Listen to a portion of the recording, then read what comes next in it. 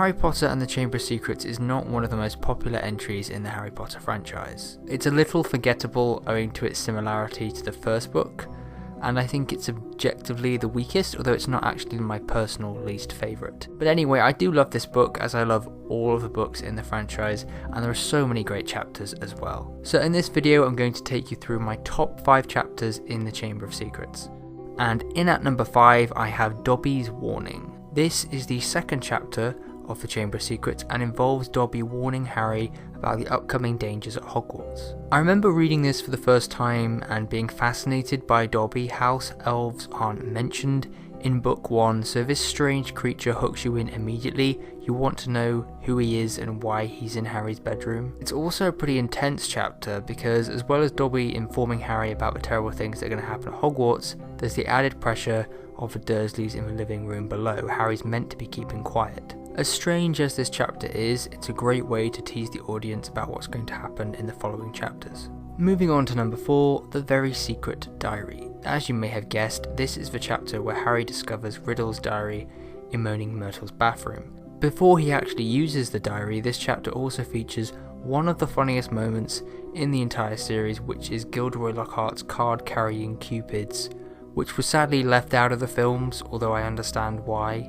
As well as the other teachers' reactions to Lockhart's scheme, it's also very funny to hear the Cupid's song when they sing to Harry. But then of course we get the centrepiece of the chapter, which is when Harry goes back in time through the diary and witnesses the young Tom Riddle confront a young Hagrid. This is essentially a forerunner of the pensive chapters we see in the later books, and I always enjoy those sections.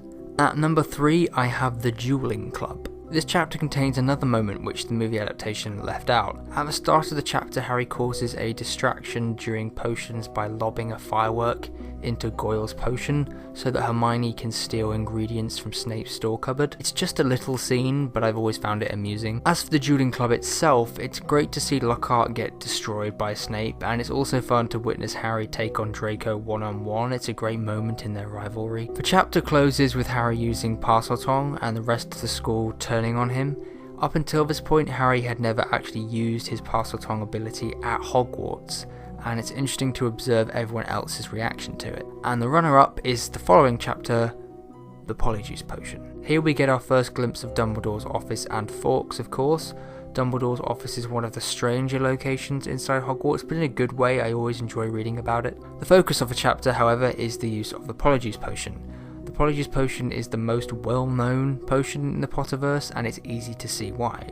The very nature of the potion creates an atmosphere of secrecy and tension. Both Harry and Ron are not the best at pretending to be Crabbe and Goyle, which adds a layer of comedy to the overall tension of the chapter. It's also cool to see the Slytherin common room because it's actually the only time we get to see it in the whole series. And at number 1, a chapter that might surprise you, The Burrow.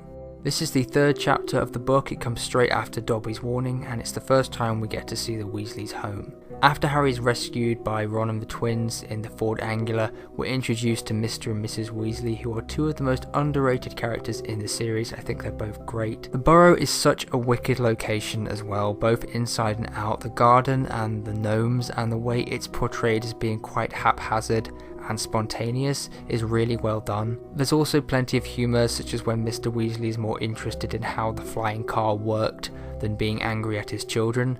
And Ginny's reaction to Harry is also funny, particularly when you bear in mind that they end up married. And as a brief honourable mention, the following chapter, Flourish and Blots, also contains moments at the Burrow, and they're all really great as well. Thank you so much for watching. Let me know your top 5 chapters from the Chamber of Secrets in the comments section below.